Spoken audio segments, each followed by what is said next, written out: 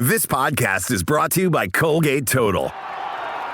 We take oral health as seriously as you take sports. That's why Colgate Total Active Prevention uses advanced technology to help prevent oral health problems like cavities and gingivitis before they start. It's clinically proven to provide 24-hour antibacterial protection with twice daily brushing after 4 weeks of use. So get a winning routine and prevent oral health problems before they start. Shop Colgate Total Active Prevention at a retailer near you. You got to do the opening ceremony at the Winter Olympics this year.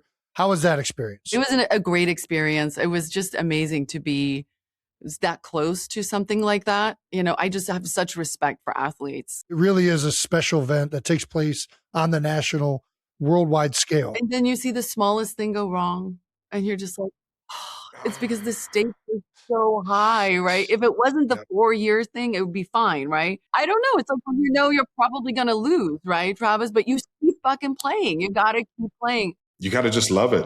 When we're out there, we have 10 other guys on the field with us going through it together. All eyes on them. You guys have had that feeling, right?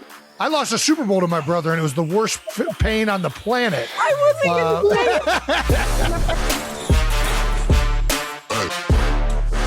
Welcome back to New Heights, ladies and gentlemen, boys and girls, a Wondery show. And we are your hosts. I'm Travis Cousins, my big brother Jason Kelsey out of Cleveland Heights, Ohio. Shout out to the Cavs, baby. Yeah, how about that? Donovan Mitchell, James Harden, man. Yeah, shout out to the Cavs. Subscribe on YouTube, wherever you get your podcasts, and follow the show on all social media at New Heights Show with one S for fun clips throughout the week. And this is the part of the show where Jason tells us what we have coming up. Well, 92%, we got another great episode. This time brought to you by Liquid IV. It's one of the greatest weeks in the NFL because it's draft week. Draft week. It's lottery time across the NFL. Dreams are coming true for everyone. Oh, it's glorious. And if you've been waiting for your chance to see New Heights live, we've also got another great announcement for you. We are going to be announcing that later, it looks like. All right. We also have Charlize Theron is here. Let's go! Awesome new movie coming out. Talk a little Apex. Before we get into any of that, let's get into some of that new news. Before we do anything, we have to have a moment for this slice of brisket. Jay, look at this fucking guy right here. Oh, shout out man. to the cameraman or woman, whoever took this photo. Who the fuck is this guy? Lane and Kelsey Johnson's wedding. So good. Shout out to Lane and Kelsey, man, for tying it, man. That's awesome. I thought I looked horrendous at this wedding. This photo came out really good. Probably a good angle, I would assume. Where'd you get the scarf and the bolo? We landed in Nashville. That's where the wedding was. We went straight from the Masters. You and I were at there. And we wanted to get a bolo, me, Bo Allen, cowboy hat. We go in there. I didn't love the bolo tie selection. It was okay. And then there was like one that was, it was like just like a little thing with a ring around it. And I was like, oh, like that one looks dope. And they're like, well, that's more for like a scarf. And I was like, oh, maybe should I do a scarf? And everyone's like, yeah, why not? Let's see what it looks like. And we got the scarf. I was like, you know what? I'm going to rock it. I don't know. I've never wore a scarf, but I kind of dig it. Dude, you fucking made this scarf fucking rock, dude. This is awesome. It was on for about 30 minutes and then was off. But yes. We got to let it breathe. Got to let it breathe in there. Yeah. The Kelsey way. It was, the look definitely really came together in a way that I was not expecting. Wedding was awesome. It was like a big reunion. So many former players, offensive linemen. It was great. It was a tremendous time. That's awesome. Man. Band was awesome. People were dancing. Gotta love a good wedding band, man. Fuck. It's in the middle of a field. Like a little ranch wedding. I felt bad. I mean, it was just like a pop-up barn in the middle of like some tall grass. They came out of a pasture. They all just kind of like walked down. Seriously, it was great. I wouldn't expect anything else from Lane. I was like, man, Lane, that's a long walk for my man Lane. Shout out to Lane and Kelsey, man.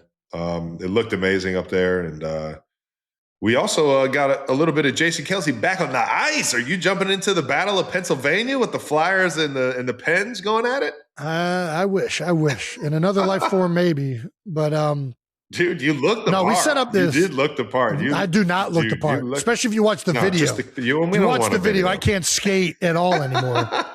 The kind folks over at Bauer were setting up They're outfitting me. They saw a video I did earlier this year with down in Jacksonville. There's an awesome facility where it's like a bar, sports bar inside of an ice rink. Oh yeah, we talked about it. Hey, you got a little men's league action, yeah.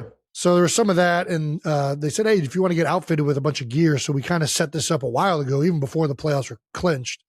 And they got me some skates. Skates are probably a little too big, so we're going to size it down maybe a tad. What are you rocking? I got to resize. I haven't gotten any skates in a while. They were 13s, which usually go a size down from a shoe. So it was a 13 skate. I think I'm more like a 12 and a half. Like, I don't know. We're going to try the next one down, see if it fits a little bit better. But it was all like personalized. It was really cool. Awesome for Bauer to do that. At this day and age, you don't need to be fucking out here like feet like fucking in there so you can get quick feed. And like, you just got to be comfortable out there. I agree. You want comfort. So we definitely were going with the Supremes as opposed to the Vapors. But the Supremes now, they're not like as thick as they used to be. They're still Bauer Supremes, man. Those things were fucking sweet when we were kids, man. It is crazy seeing the difference of like technology and the equipment now from when we were playing when we were younger. Did you guys watch hockey at all this weekend? Did I? Dude, Flyers. That Flyers game was fucking awesome. Do Philly and Pittsburgh have beef? It's a rivalry for sure. I wasn't aware of how much hatred there was until I got online with it. And who was it? Senators in Calgary? Fucking as soon as the puck dropped, fucking Kachuk again. Fucking our guy Kachuk and Stahl. Yeah. Usual suspects. I know he plays for Ottawa. I don't know who the other team was. I forget who else is there. Oh, it's Carolina. Hurricanes, yeah. But yeah, Philly-Pittsburgh was good. The last time the Flyers were pretty good with Giroux, Hartnell, who now does like the post-game commentary, Jakub Voracek, those guys were playing the Penguins in the playoffs the last time, early in my career. It's been a while since they've been back. I mean, they might have been back one more time. Penguins fans were reminding Flyers fans of this, yes. And Flyers fans were threatening to kill the Penguins at the zoo. So like it was a good spirited back and forth. Sounds very Flyers fan like. Oh, you guys, how many you guys got? We'll kill the Penguins. You're like, okay, guys, chill. I just love playoff hockey. They're cross-checking each other off the puck. They're like, and the refs are Couturier is murdering people. Did you guys watch the Sabres game at all? The first how many years they've had a playoff? I saw the tailgate from the Sabres. Dude, the rollerbladers. That was the best. That's honestly, it was Buffalo, man. Yeah, dude, no, the arena was Sabres Mafia. Look out. Sabres Mafia. Watch out for the Bladers, dude. They had rollerblades. What? Like, that's such a good bit. It was great. But yeah, playoff hockey is just by far the best. The game is so fun when it's. You going to go to a game when it gets back to Philly? Yeah.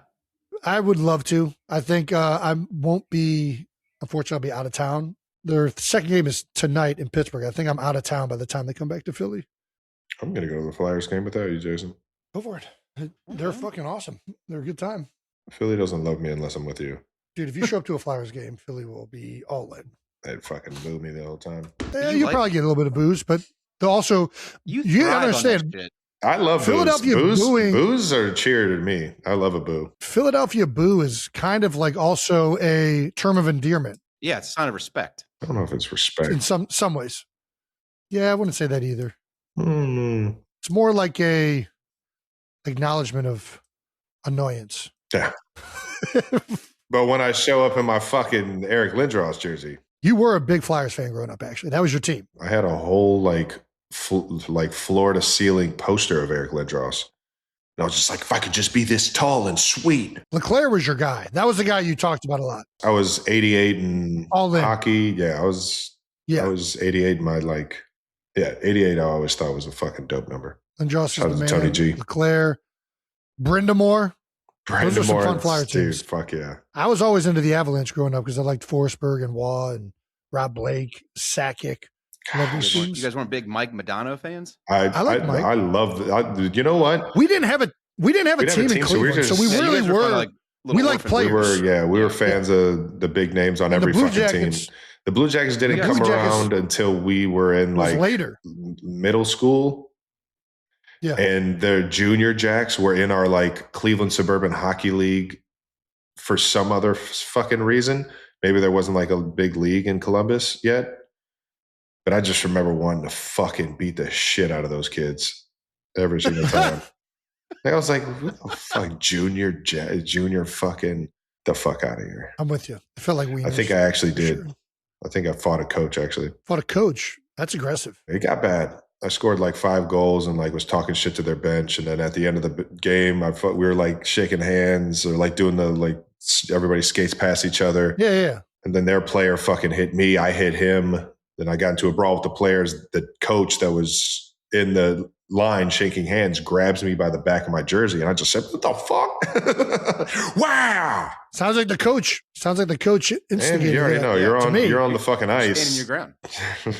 You're on the ice with shoes on. So now it looks like he just got knocked out by an 8th grader. Ed Kelsey, Big Pop's fucking mom called him. I'm on the way home. He's like, don't ever do that when I'm not there. Don't you ever put your mother in that situation. I was like, I don't plan on hitting a grown-ass man ever again in my life, Dad. Dad, that was not a choice that I wanted to make. There's a weird moment in like a kid's life where you realize that you can beat up like a fully grown adult. And that was one of the moments I was like, okay. I don't know if that's true for everybody, guys. I'm a little taller than this guy, definitely towering over him on skates. I think you guys maybe are at a different athletic abilities than some of us. Mine was with Dad himself. We were like in the house and he had just like, I did something where I was mouthing off to him, I'm sure. But he was like, I was like mouthing off. I don't know what I said to him to get him so riled up. And he just like, you think you're, the big tough football guy? You think you're the big guy? And he like tried to like wrestle me to the ground, but he just kind of like fell and like was like ankle biting me basically. And I just like fell down. Because I was like, oh, my God, this is like, I feel so bad for Dad. So playoff hockey, playoff basketball, it's a fun time to get your fix in, man. Going from March Madness to playoff basketball and playoff hockey, this is a very fun, and the Masters and golf heating up too. It's a very fun time for sports. Fuck yeah. No doubt about it. Yeah, I'm not going to lie. The ending to that fucking Harbor Town with Scheffler and Fitzpatrick. Yeah. If you're familiar with that, man, that was a fucking fun one to watch. All right, well, biggest piece of new news. Fuck it. We're going live. That's right. We're taking the show on the road. New Heights is live in LA. We're taking our talents West Coast. We're going to be at the Orpheum Theater June 15th. We're talking surprise guests, big time audience interaction, all the usual New Heights energy live in front of a crowd. That's right. Baby. Team USA is kicking off the World Cup in LA. So we got to be there to cheer them on. Let's fucking go USA. Come on, baby.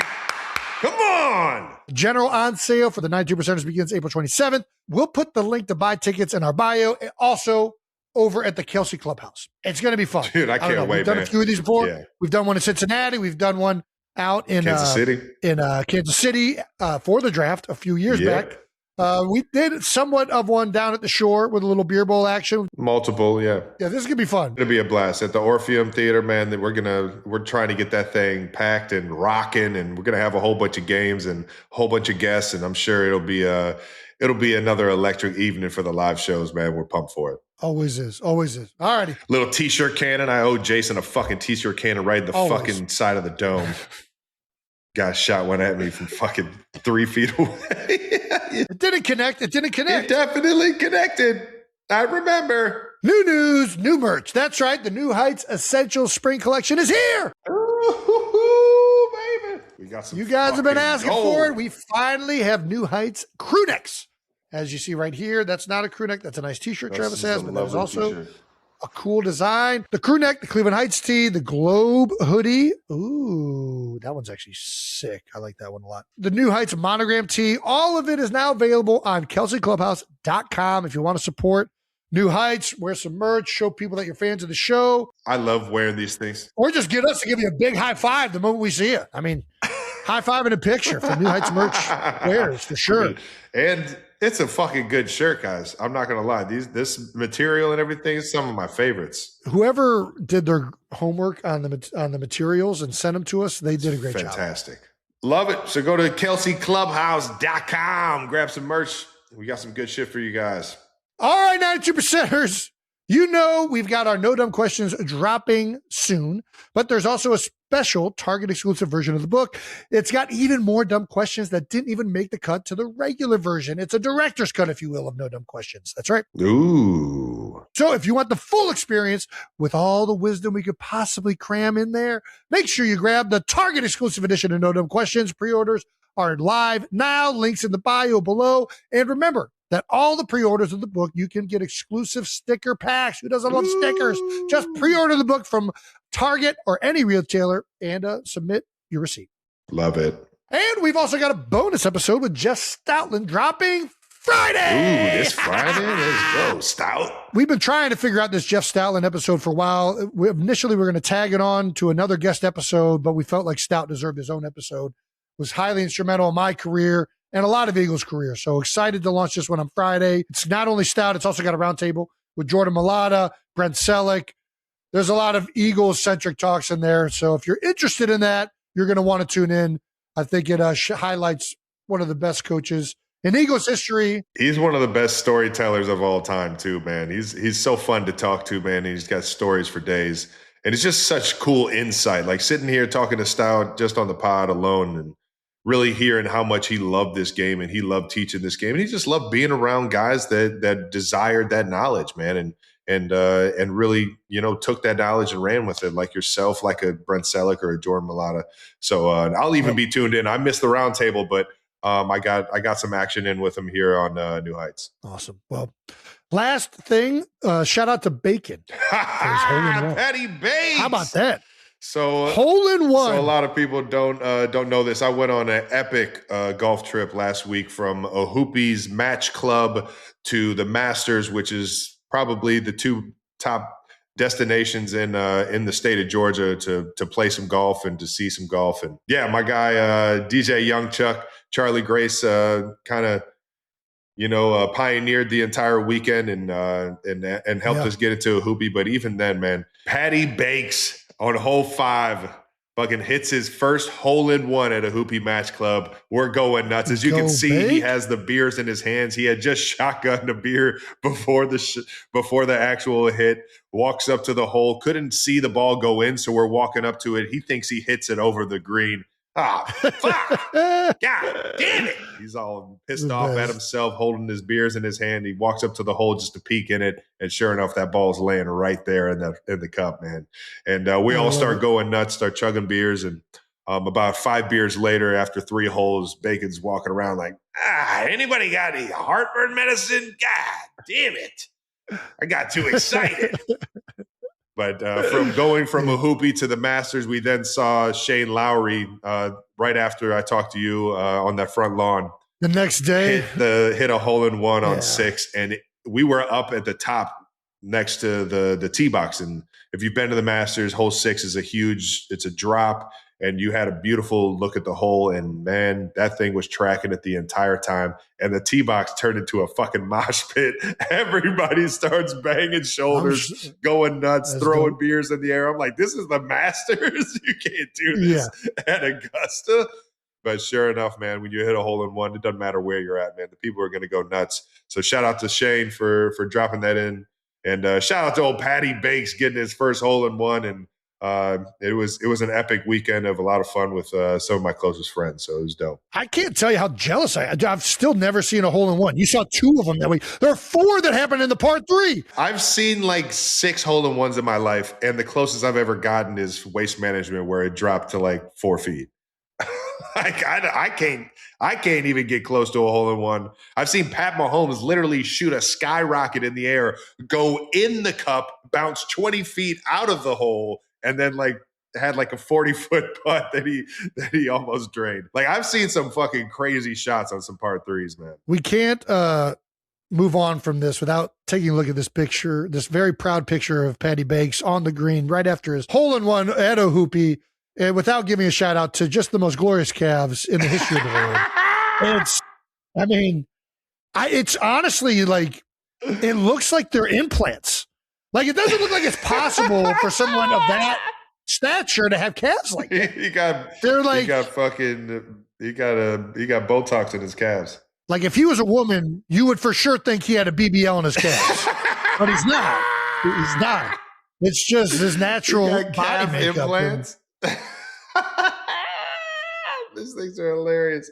Dog, one of the funniest things. This is what AI is good for right here. One of the wildest things is that a hoopy actually has zebras on property. So when you're playing, and Jason, you played there. It's an epic course. They're over the fence. They're like on the other side. But it's on property. You can definitely see them. Yeah. And it's one of like the unique things about the course. I grabbed like a putter cover that's in the shape of a zebra. It's one of my favorite putter covers now. One of the homies decided to AI bacon on top of a zebra.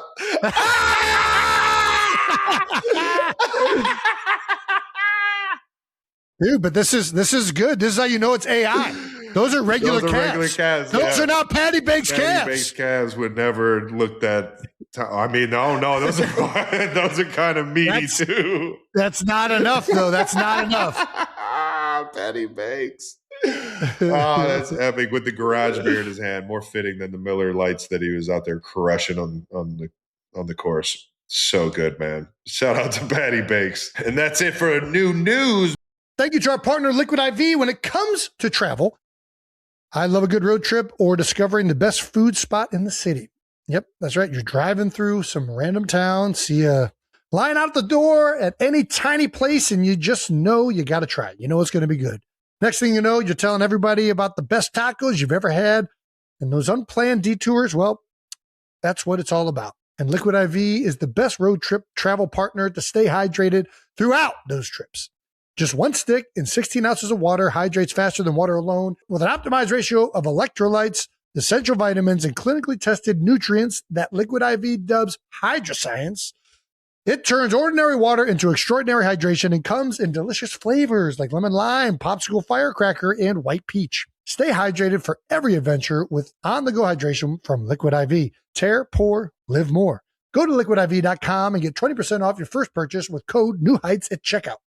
Thank you to our partner, American Express. Every football fan and player knows each season is about opportunity. It's how you get ahead and stay ahead. But knowing an opportunity when you see one isn't just about football. It's huge for all kinds of stuff, like all the incredible high-demand live events and entertainment we love.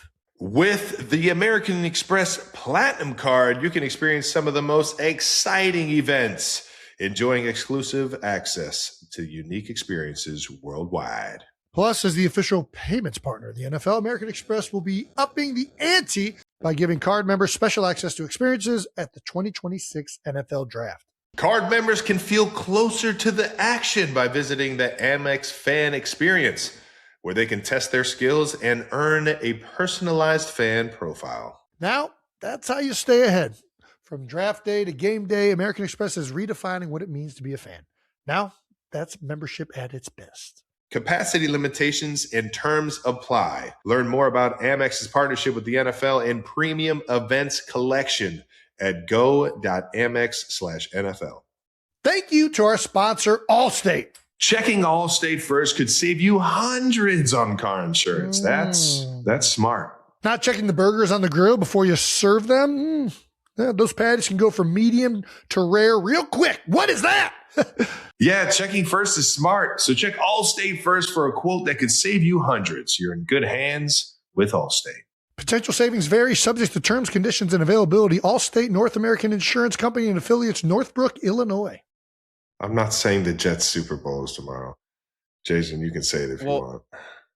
I wrote it. It's fine. I'll say it. I don't play anymore. I mean, it is very funny. Thank you.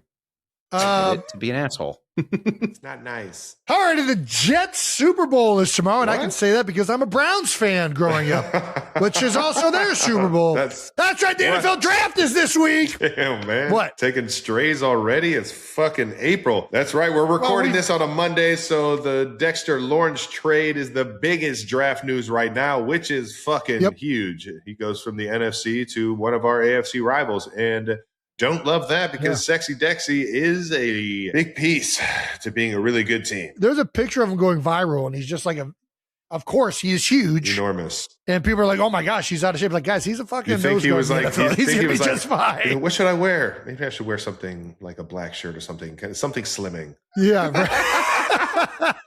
There ain't no slim in that motherfucker. He came through. I'll speak on Dexter because I had to block him. I mean, and for me, I feel very lucky that I got to play him young in his career before he had figured out all my tricks that I tried to use against him, because that was the only way I was surviving. You know, what's really interesting with Dexter is he really flourished when Wink Martindale got to New York and used a lot more 5-man fronts, head up on the center, shades on the center. He got a lot of one-on-one matchups, and he would just, I mean, there was not really a lot of centers in the NFL that could block him. And he's still great rushing from the 3 technique in the B gap over guards. But that was like kind of when it really took off. And Wink would also bring these blitzes from all over the place. So you had to be worried about that stuff as well. So you couldn't just double him. Yeah.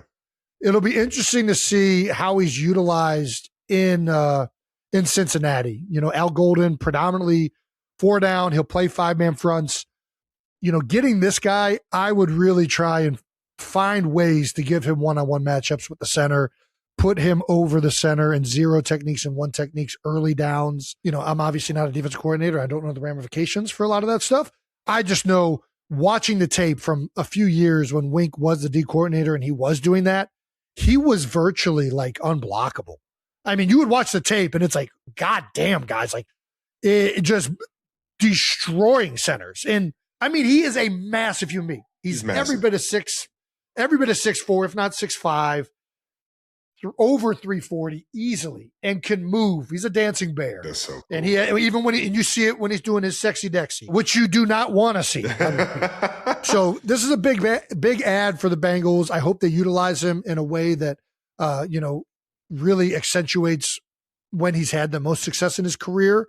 So yeah, big move for the Bengals, a big pick. This is the first time the Bengals, I think, have given up a top 10 pick for another player, in a long time. I saw some stat that is not in the rundown, but they haven't traded away a top 10 pick for a player in a long time. They kind of been notorious for going through the draft instead of kind of giving guys contracts like this. But I mean, yeah, Sexy Dexy, he got him at least a 1 year for 28, was it? Whatever it is, it's top of the market for nose guards. I thought it was going to be way up there. Yeah, I mean, he's a little bit of an outlier because he's a nose guard, but he also rushes on 3rd down at the 3 technique spot. So, you know, I think he's so dominant when used properly, or in ways that he has been dominant, that, you know, it's worth every penny. And controlling the middle of, you know, an offensive line stops the run. It generates pressure to allow edge rushers and people to get after the quarterback in the pass. It's a really good building block for a defense. And yeah, they already have Joe and T and oh my God, why am I blanking? Jesus Christ, Brown, Chase Brown. Are you frozen? No, I'm trying to see where you're going with this. Well, they already have all that on offense. So obviously they come with Jamar this piece. Chase, not Chase Jamar Brown. Chase.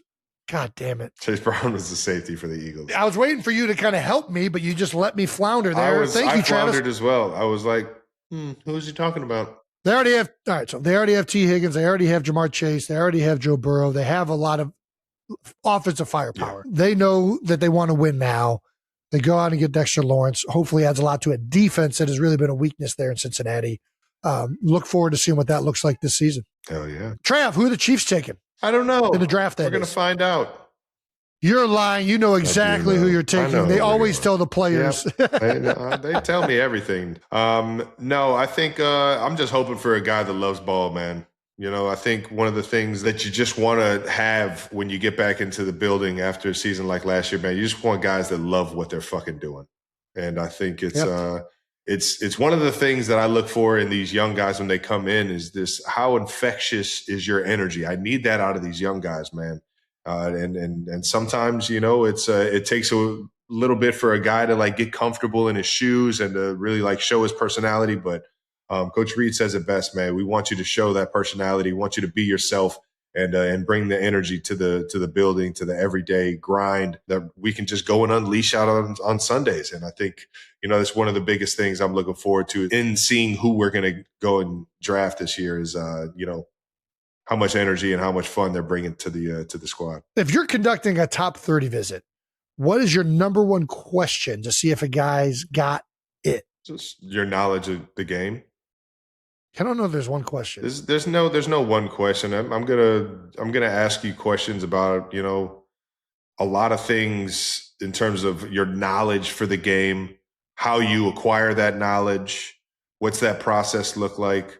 I think a lot of these young guys, at least what I've seen in college football from the time that I've been there to now, is just that leap into the league. You just don't know that you don't know enough about football. And so the guys that have a good understanding of what the other side of the ball is doing, has a good understanding of how to have success multiple ways through the offense that's in place. I just think you get a head start on that. And I want the guys that are ready to play now, especially if you got 2 first-round picks. I want the guys that are ready to play right fucking now, This is my thing when the top 30 visits, I feel like a lot of the responses are so pre-planned by guys. It's hard to know when a guy is being himself, when he's trying to do what an agent tells him.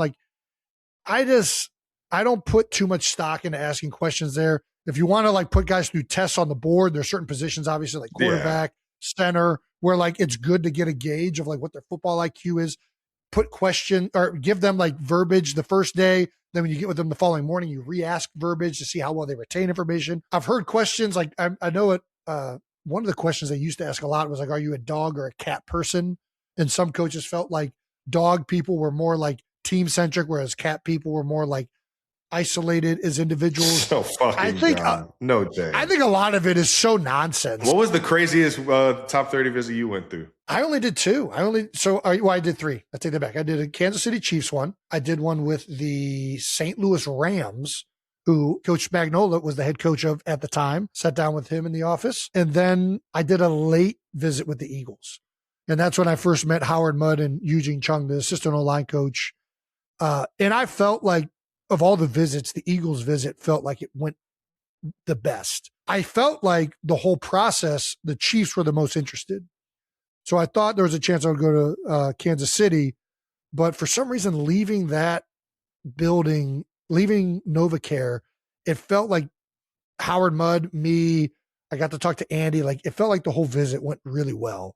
And it felt like there was a lot of interest there too. So I don't remember any crazy things. What about you? What's the craziest question you got? Dude, they put me in, I was coming out in 13. Mike Shanahan was still a head coach in the National Football League. Yeah. And he was a head coach at Washington. And that was the legendary, LaFleur, obviously Kyle Shanahan, McVay. Sean McVay, yep. All these. That's where it all originated at. Yep. Well, it really originated in Denver with Mike and Gary Kubiak, but yeah. Mike, you already know that was, so I didn't even know at that time meeting all those guys in that building was going to turn out to be what it is today. The craziest thing that ever happened, I wasn't even in a room with a football coach. They sent me to a shrink and I started doing these little table games, like problem solving, games. I was like a toddler almost. And it was how do you put all the rings onto this, pole without, you know what I mean? It's little games like that. And they would time it and they would ask you questions afterwards. And it's just problem solving games. And the shrink in front of me looked like they were just jotting down numbers and scores and all this shit. I'm just sitting here. I'm like, what the fuck does this have to do with football at all? And I guess I kind of love it though. But I guess this was kind of one of the things that Shanahan does. Yeah, I was going to say. Yeah, this is one of the things that Shanahan does that kind of gives him an understanding of how well you can problem solve. And how well and process and how quickly you can do it and how quickly you can figure something out on your own without being told what the point of the game is. And I think that was kind of a fascinating kind of shock of is this why Mike Shanahan's so good? He's just getting all these guys that are good at these jigsaw puzzle games. It's a pretty dang good system as well. Yeah, I guess it was one of his ways of getting a guy in the building and seeing his problem solving skills. I do like that. And so even at the combine, there's 2 different tests. I don't know if you remember. I this. still Like, to this day want to know how like my score was. They didn't tell me on the puzzle. Yeah, they didn't tell me. Oh, that one. Okay. They didn't tell me how like good my scores were compared to all the other guys that they brought in. I wanted to know so bad how good I did on that fucking like part of. We got to get Kyle Shanahan. Dude. We got to get Kyle Shanahan in here and find out what your score was. It's documented somewhere. Come on, right? Coach. Either that or Mike. They definitely they don't erase. They don't erase any of that stuff. Mike's got it somewhere. At the combine, they would give you 2 tests. They would give you the Wonderlic test, which is what everybody knows is like the predominant like level of like measuring like intelligence or IQ in the NFL world. Yeah. Yeah. But the other one that I thought was far more applicable to football intelligence was the puzzle test. You did a great fucking job on the fucking Wonderlic, didn't you? I was always bad at Wonderlics and SATs. I wasn't bad. I was always average at them because I'm a slow reader. I don't read quickly, and any time tests, I just don't finish the tests. Like the Wonderlic, I only finished like 26 questions, and it's like 50 questions long. So there's no way I'm going to have a good score. But I felt like the puzzle test at the combine is more applicable for football. It was like a book, and you would have to like list what shape was next, and like each time the puzzle would get harder. The concussion test, yeah. It's really a pattern test. Puzzle's wrong. That's why I didn't do good on the Wonderlic. But stuff like that, stuff like these little games, I do think is better at generically gauging like how well somebody recognizes patterns, spatial awareness, like an intelligence that's more applicable for the game of football rather than, how well you can answer a full-on sentence in a Wonderlic test. Like, I just don't think that really tells much about. I've seen guys do great on tests like that and have great SAT scores, and they have no idea to tell if a nickel's blitzing. So I don't know, like it just doesn't do that much for me. You know what I mean? It just like doesn't do, not really that into it. I did think at one point we had like a pickleball court in our weight room. We had like a little outline and guys could play like in the off season. Yeah, of course. And I used to tell them like, dude, whenever you get a top 30 guy in here, just bring him down here and let's play some pickleball. And I'll tell you if he's like worth the shit. Cause you could tell just by stupid games. No, and Nick Sirianni said the same thing with like, I do agree. It doesn't. He said the same thing about basketball, right?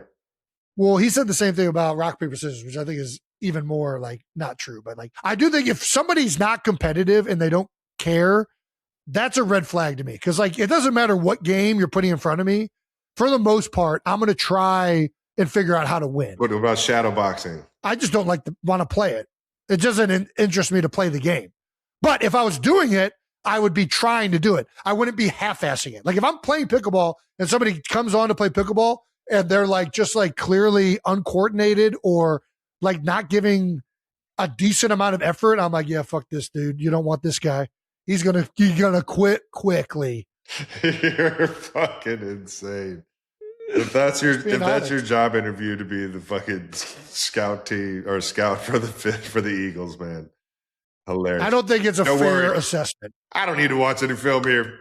Just bring them on the pickleball. Well, of course the film matters more. I'm just talking about getting a gauge for their overall competitiveness and desire to win. But hilarious. I will say this.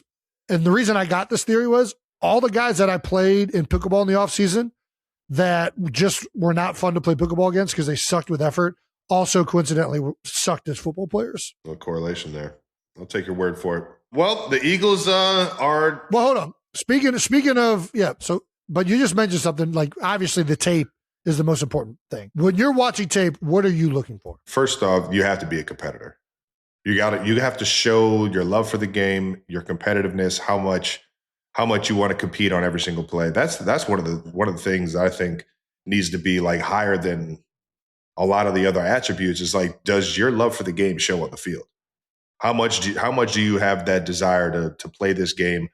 Does it translate through the building? Is it infectious to the guys around you?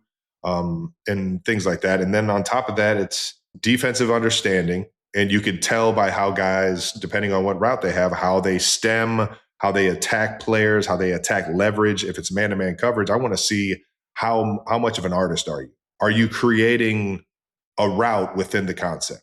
And I'm not saying doing your own fucking thing. Like, no, all I'm saying is that, if it's a slant, I'm not just running 3 steps forward and hitting a 45-degree angle. I know the basic concepts of the slant.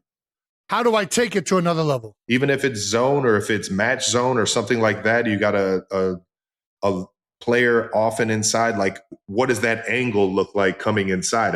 Is my angle at a certain degree to where I can get to the ball faster than that defender can? You know what I mean? Like the angles and how guys are coming out. Some guys just have a natural feel for that. And I think all that you can definitely see on film for sure. Dude, I'm glad you're bringing up all of that. I think all that's really intriguing and interesting, especially with the draft coming up. There's going to be a lot of new guys realizing their dreams of playing in the NFL for the first time, getting into these OTAs and camps and then training camp coming up in a few months. And I used to get asked a lot by like young guys, like, hey, what's advice? Like, what should I do? What do I need to do in training camp to make the team? Things like that. I'm like, dude, you need to stand out. These coaches are looking at guys every single day, right? They're watching tape. And do you want to be a guy that they're just watching? It's like, okay, right guard did his job, right tackle did his job. Or you want to be a guy where they're like, who is this guy? Where are you separating yourself? Whether it's you can separate yourself in the meeting room by being very cerebral, attentive, asking questions, and being very involved in discussions, right? That's one way to do it. The one way that is guaranteed to separate it, if you play harder than everybody else. And I know that's like it's a moniker. If you watch my college film, that's what got me the recognition. That's what got me to stand out. If you finish to the echo of the whistle, if you're the last one to stop every play, every single scout, every single coach, everybody looking at the tape is going to be like, who the fuck is that guy? Right? So I don't know what you want me to say. Yes, there's going to be limitations that everybody has. You're not going to be, maybe you're not the best pass blocker. Maybe you're not the best run blocker. The one thing you have control over is your effort, right? Come into camp in shape and finish. That's what I'm saying. The first thing I want to see is how much do you love this fucking game? How much do you want? How much do you want to compete on every fucking play? And don't get me wrong, there have been, times in my career where I had to evaluate myself and be like, am I showing this? That play was fucking unacceptable. That play is embarrassing. You know what I mean? And it's moments like that where you're just like, I got to get my shit fucking going. And there are times where I've seen that on the biggest stages and I've been fucking embarrassed. We were playing, I forget what game, what year it was, but there was like a play. I think Carson was a quarterback and the entire offensive line was just standing. And I just remember like, what the fuck am I doing? Like, why am I just standing? Is it because I'm tired? Is it because I thought the ball was gone? I have no fucking clue. All I know is that that's not acceptable, right? So what do? After practice, you go and run a couple, like you almost like punish yourself, or if you are out of shape, you get yourself in shape. Those are the only options. And then after every single drill, after a game like that where I felt like, hey, I need to get better effort, I would go in and run 5 to 10 yards after each thing. And it'd be annoying and it'd be stupid sometimes. And I'm more tired in practice than anybody else, but I'm going to, 100%. I'm going to train myself and condition myself that this is the standard. This is how you react. Anyways, back to these young guys. You are marketing yourself each and every play you are on the field to the coaches, to the scouts. And what Travis is saying is exactly right. Your competitiveness and how hard you go is going to be one of the things that is every coach is going to love. It's fiending for they're drooling to find a guy like that. Yeah. Now you got to be able to be good enough too. That's not alone, but you want to make the team. That's a damn good start. And that's something you can control. All that shit is infectious. When you get guys flying around on defense and everybody's at the fucking ball and everybody's fucking getting excited for the guys that's making the fucking big hit. You watch Seattle's defense last year. Those guys fucking loved each other, man.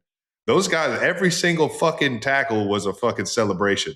Granted, they were making some fucking big hits and making some big tackles and rallying to the fucking football. But the 49ers have done it in years past. When our defense is at the top, I see it. It's infectious. And I see that on the defensive side of the ball. I'm fucking excited as a player that's on that team. I'm going to fucking match that energy on the offensive side when I get a first down or I get a big catch. Having great players obviously matters, but I do think that like half of being good on defense is just playing relentless energy and rallying to the ball, right? And coaches preach it, but dude, if you guys are truly doing that, it is so hard to execute offensively. Now, you got bad players, but that's a big component of it. Yeah. And that's one common thing that all great defenses do have. Yeah. The one thing I always tell guys is, bro, understand the other side of the ball just as good as you understand your side of the ball.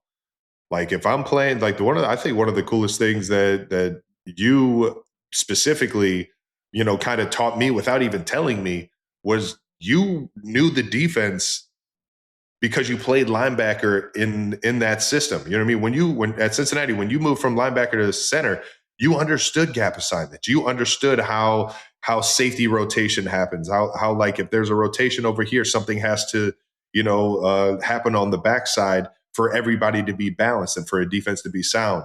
And it's like when you understand what the other side of the ball is doing to the point where you could literally point out what guys are doing before the snap, it makes you play at a 4. If you're a 4-5 guy, it makes you play at a 4-3. If you're a 4-7 guy, it makes you play at a 4-5. You know what I mean? Because you're more alert and more precise with your movement, and there's no wasted time. And it's like when you find guys that it's working faster up here, you know what I mean? And whether they're a 4-3 guy or a 4-5 guy or a 4-7 guy, like I was, like what? When you find guys that are making it happen faster here, the timing of the offense, the ability to be there before the ball on defense, the natural instincts that you have, and your training instincts, you're training your mind to fucking think fast. You're training your mind to not only think just fast, go, but not even think, just go. But that's the thing, and you're reacting, and in practice and in film study, you're creating these instincts to be able to, when you recognize something, you're immediately doing something to react to that to benefit you. That's one of the biggest things for me when I'm watching film and seeing what guys are doing, or really evaluating myself, is like, how am I using the ability to understand things at a high level to play faster, especially at, you're getting later in your career and the body just doesn't move like it used to. Dude, I wish I knew what I knew late in my career when I was early. You know what I mean? What's crazy about offensive line, I got better as I got older and more unathletic, which is it's crazy. It's not the way it's supposed to work. You're supposed to. I didn't make an all-pro until I was 28 or 29 or whatever it was, right? Like I'd made it all after my prime. But that brings back memory to me. Kobe Bryant came and talked to our team in 2017, the year before that we went to the Super Bowl that year. Subtle flex. Okay. And normally I'm not a huge fan of like basketball relations to football. Like I think it's a different sport. And anyways, Doug had Kobe come in and talk to the team. And he said a couple things he said one thing that resonated with most people. And they said, what's your mindset in the game? Somebody asked him. It was something along that lines. He said, I wanted to make the guy across from me quit. I wanted to make the guy across from me not want to play basketball. And I remember everybody being amazed at that statement. And the guy said, what advice would you give to any young player? And Kobe said, be curious. Try and learn as much as you can. Yeah. And all of these fucking idiots were talking about how cool it was that he wanted to make the other guy quit. And I'm like, where do I do with that? There's nothing I gain from having that piece of information. How about be curious is such a fucking awesome way to say knowledge is power, man. Learn as much as you can on how you're supposed to operate, on what the guys around you are operating on what the defense is like. Having all of that knowledge is going to help you be such a better player. High-level executives are like, oh, man, he wants to make the guy across from him quit. Cool. What the fuck do I do with that? How did he get to be such a good fucking... How did he make him quit? You know what I mean? No, he made him quit because he was so fucking good and a step ahead of his guy that it felt like there was nothing the guy in front of him could do to fucking stop him. It was such a profound disconnect with like, how did you guys hear those two statements? And that was the one that you're like, that's going to really change my game. But the curious part is like, it's not just like hearing your game plan. It's not just understanding the defense's like scheme. It's like you're being curious on like, oh, well, if they do have the one coverage that might stop this play, how would I still beat it? How can I manipulate them to open up a window? Or how can I beat this defender up to get myself open in time with the quarterback? And it's just like being curious isn't just doing the job. It's finding what those it's problem solving. It's problem solving with problems that don't seem like they can be solved at this time. Right. But it's having the creativity and the curiosity to go out there and try it at least to get it done. There's a guy I'm going to give some love. He was a later round pick. Brandon knows him because he's a fucking UT guy and he loves everybody from fucking Texas. Moro Jomo. used to drive the offensive line crazy. On scout team, he would ask questions constantly, like, "Hey man, what do you think about this? What if I did that? Why do you do this on this play? Why do you do that?" That guy has developed so much as a player because he's built up such a knowledge early in his career, and he had a great year last year. I anticipate him continuing to play well, and he is maximizing what he has. And Stout used to say it all the time: knowledge is power. And just like you're saying, we're not just running routes on a paper. We're trying to know, why are we running this route? Why does the quarterback want us there? Why am I going there? All of these things you're trying to have answers to, and trying to like become the best, allow that information to take your game to another level. Yeah. So yeah, be curious and play harder than everybody else. That's the note to all the draft picks that are going into camp. Those two things, dominate those two. Well, I guess if you all do it, somebody's going to get cut. But either way, that's how I would approach it. You'll find a way on another team. It'll show on film. Coach Mo, my guy. Dude, that guy would ask so many questions, and so many guys would be like, dude, will fucking Morrow just shut the fuck up? If you're actually like using the I love information, if you just got a dumbass that when you tell him something, he's like, yeah. Like, we don't make those kind of players at the University of Texas, so let's not start that. let's just be fair. Jamal Charles didn't ask questions. He didn't fucking have to. Jamal didn't have to ask questions. Give Jamal the ball. Am I getting the ball? Question answered. Thank you. It's very rare for a running back to be a question asker. Jamal and I were at school at the same time, and he was genuinely one of the nicest people. That's my only story of him. I met him a couple times. Generally, nicest dude. He was very much mobbed by students, but was always very kind about it and very nice to all of us. So thank you. He's the greatest, man. Unlike Kevin Durant, who wouldn't even high-five me one time, you motherfucker. Don't Shia LaBeouf this. Dude. I don't want to hear this Mike Piazza. Yeah, Kevin Durant will fucking tweet at my ass. Kevin Durant will find me. I fucks with KD. No, he's cool. I went for the high five, and he like looked at me and was like, By the way, that's fair. So obviously watching KD our like entire growing up and everything, and Where are we going with this? Yeah. watching him at UT was fucking unbelievable, right? It was electric, dude. It was Electric. There was nobody in college that looked like that, could play like that, could compete like that. Goes to the league, Thunder KD, or Seattle KD to Thunder KD. I'm like, man, this guy's just lighting this shit up. And I had given him the respect in my mind, like, this dude is like one of the best players in the fucking league. But it was always like on ESPN, it was always LeBron, it was always Kobe, it was always Steph. Bro, he went to Golden State, and I saw that man live in action.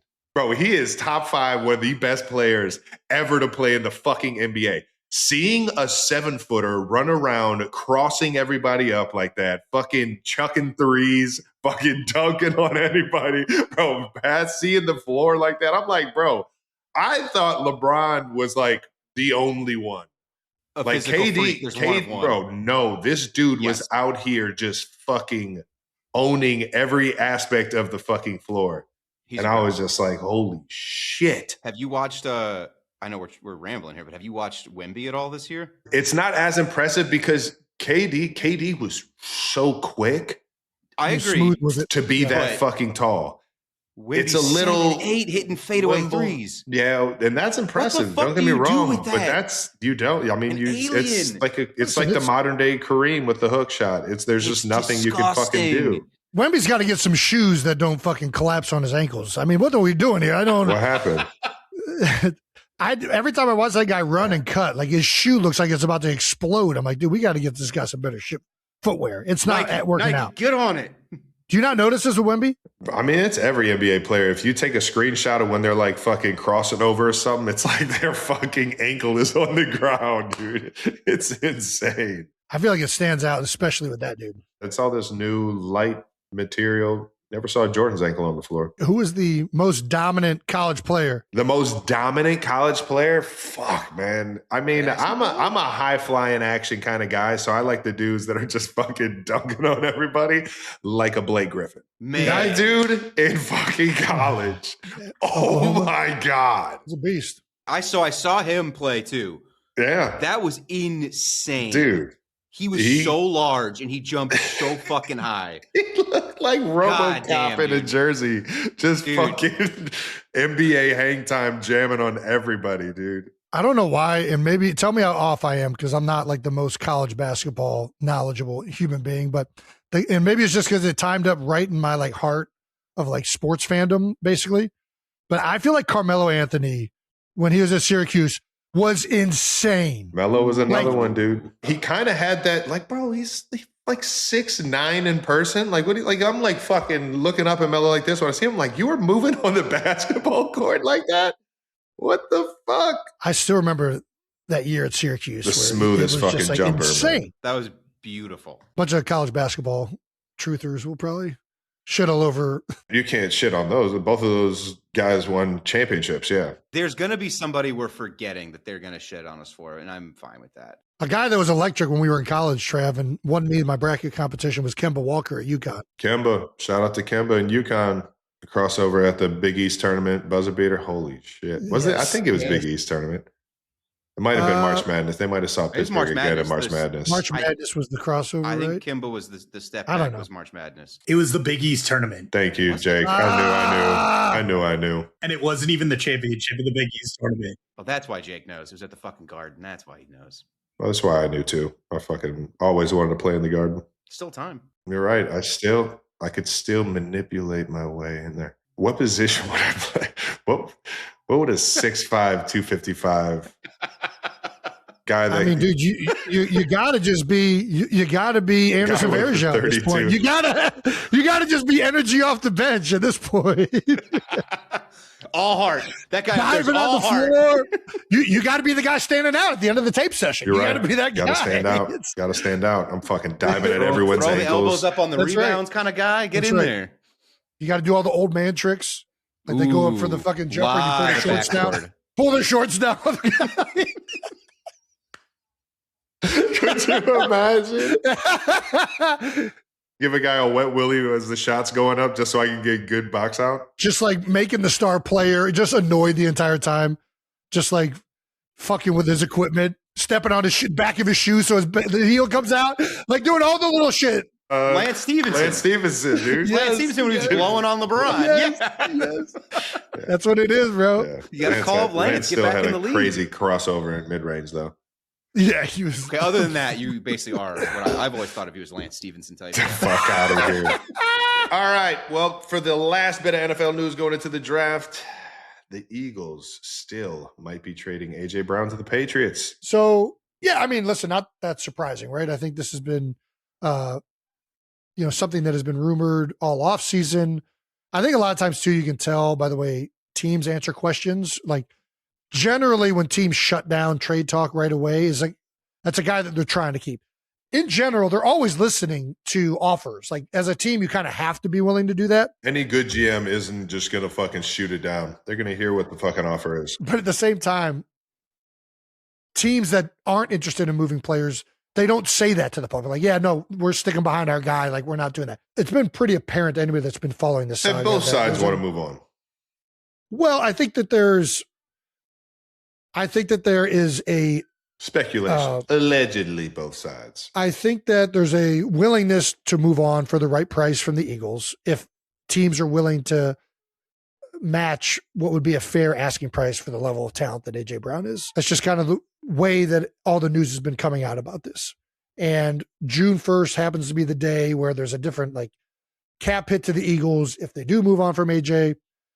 I want to say this. I think that A.J. Brown was not the issue with the offense of the Philadelphia Eagles, and he's a major piece that is a very good player. So at the end of the day, I think it's a net loss losing A.J. Brown. I think it'll be apparent wherever he ends up.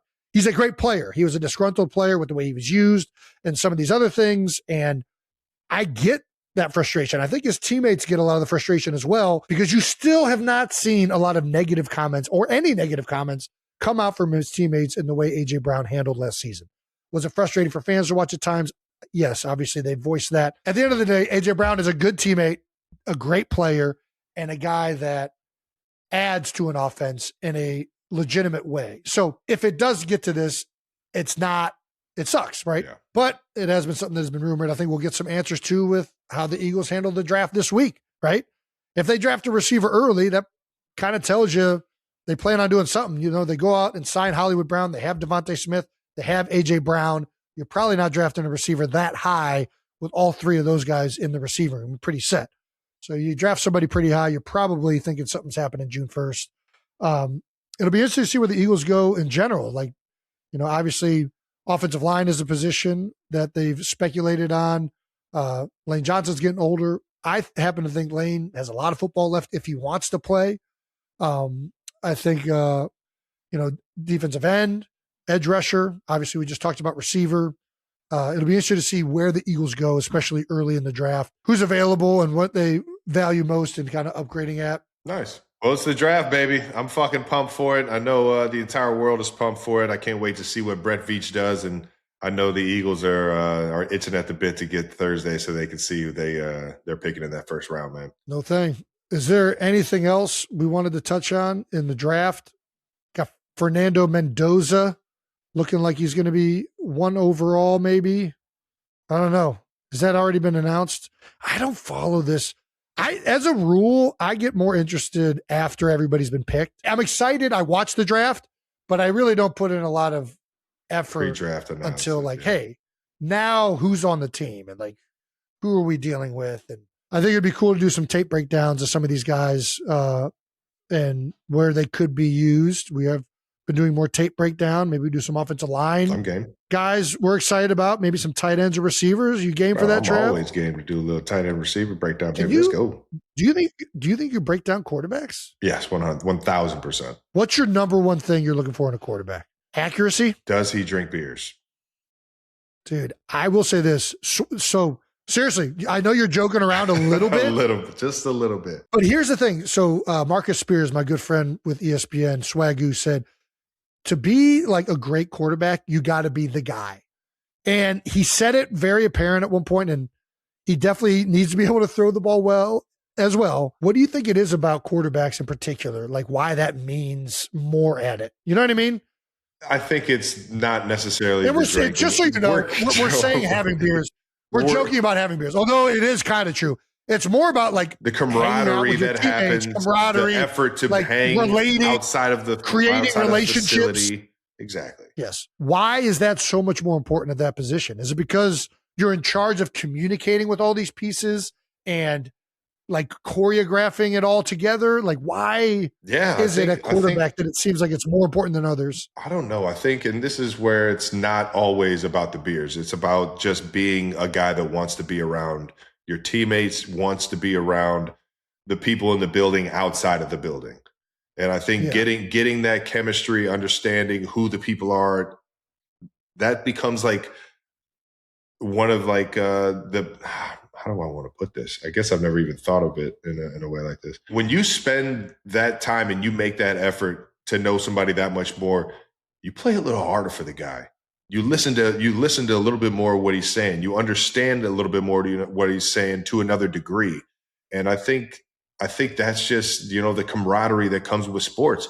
When a team's at the end of the season is hosting the Lombardi, that team feels like one. Everybody on that fucking podium holding that fucking Lombardi up feels like they're passing it to a brother, feels like they're passing it to an extended relative.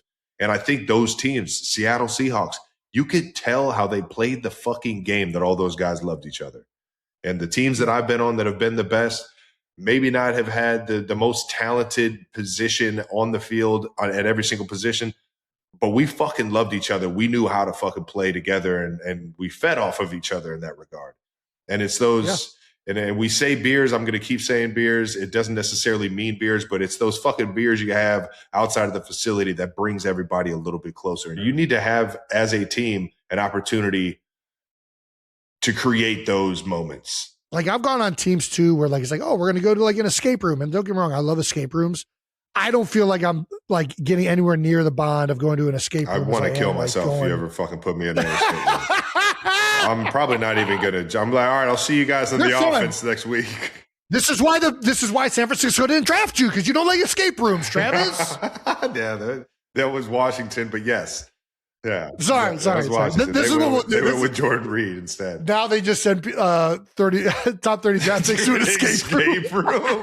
Let's see if they can get out. Life or death situation. Oh, he's over at the piano. What a fucking idiot. You're such a dickhead. Last thing before we get to our guest, we've got a very special edition of No Dumb Questions that we've been waiting to show you. This edition of No Dumb Questions is brought to you by Allstate. Hi, Jason and Travis. Hi. I need some advice. My husband is a lifelong Jets fan, and I need advice because I just found out I'm pregnant, and I don't know how to prepare my kid for a lifetime of disappointment. Love you. Oh, congrats. That's great. J-Cat Jets!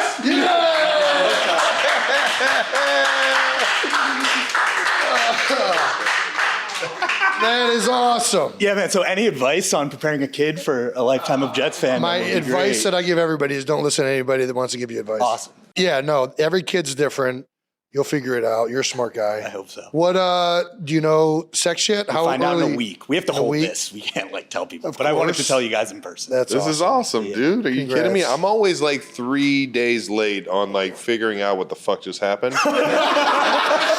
Dude, my brother, when he told me about his firstborn, The moment it said my husband is a Jets fan, I knew who it was. hilarious. I'm over here opening a humidor and there's 2 boots and I'm like, why the fuck are there baby socks? And then I look up at Kylie, I'm like, thanks for the humidor, but what the fuck are these? Congrats, dude. Thank you. You already Thank you. know. That's awesome. Yeah, so you find out in a week. Find out in a week what we're having. That's awesome. Yes. Congrats. Very excited. Very cool. Thank you. Very cool. Yeah. Make sure you eat during, we've already shared Yes, this. yes. But yeah. And bring a fan. Yes. Well, if you like fans, yes. I don't know what you kind of sleeper you are, but yes. Yes. I run hot. There you go. Then bring the fan. Yeah. And we're good. All right. Thanks, guys.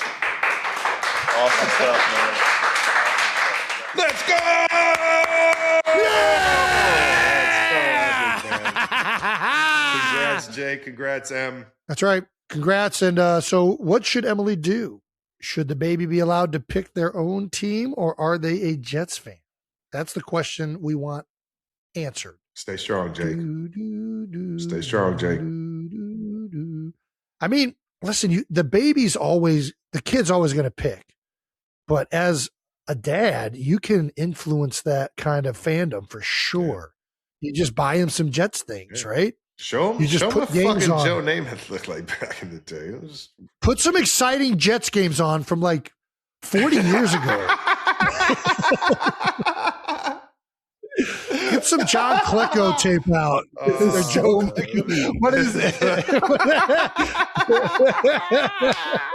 We went to the playoffs in my lifetime. I will be showing our daughter those tapes. And she can pretend hopefully by the time she's interested into football, the Jets are good. That's what I'm hoping for. What's the teacher's name again that Epi. introduced you to Jets? Epi? Yes. Get teacher Epi down there. Yes. She to will help out. Make for it sure. full circle. Yes. Teach 100%. another Chatsky generation the Jets way. Yes, we will be sworn into misery for the rest of our family. All right, gotta stay positive. Gotta stay positive. Next year's the year. It's always the year. go. I'm going to raise a young optimist. I can't wait. Attaboy. Perfect. Attaboy. That's all you could ask for. Good luck to your Jets on draft day. So bring Jake back in here. So that was a while ago. How is Emily doing? She's doing well. We're about halfway through. We had the anatomy scan earlier this week, which was crazy, but Nice. everything's Yeah. great. She's a rock star. I'd bring her in, but she's actively working still and doing her job, which is much more serious Nice. than mine. But she's doing great. I'm doing whatever I can, and she's doing a lot more. So I can't say that I'm a rock star, but she absolutely is. Give yourself some credit, bud. Yeah.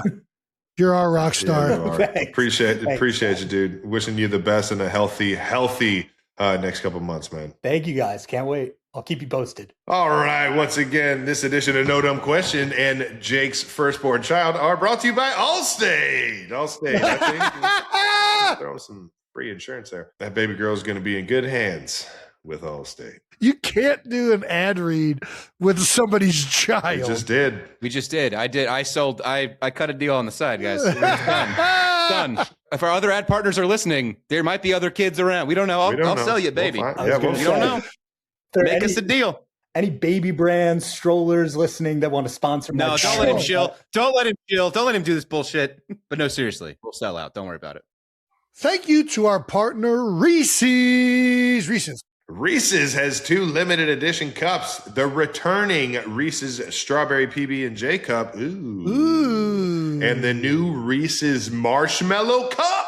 Oh, listen, you guys know we love Reese's, and this one's bringing some nostalgia back. Nothing like having a Reese's PB&J or marshmallow sandwich as a kid. You open that school lunch and see a Reese's in there, and you know you're your mom's favorite. Like me. Not Jason. No way. I'm definitely the favorite because I was the one who was more well-behaved. I don't know about that. What I do know is I'll definitely be trying these new Reese's cups. Get the Reese's Strawberry PB&J Cup and the new Reese's Marshmallow Cup today for a limited time only. It's a combination of flavors so perfect it might make you start to wonder if it's true that everything happens for a Reese's. Thank you to our partner, Expedia. When we travel, we like to keep things simple. Expedia is an all-in-one travel shop when planning trips, flights, hotels, vacation rentals, cars, and activities. It's all right there. And that's why it's going to be smart when you're traveling this summer to use Expedia at your convenience. No doubt. When you're planning big trips, it turns into a lot real fast. Different schedules, different opinions, all of it. Expedia gives you options. Lock everything in at once or handle it step by step. Flights first, then the house, then the car, or car, then house, your call.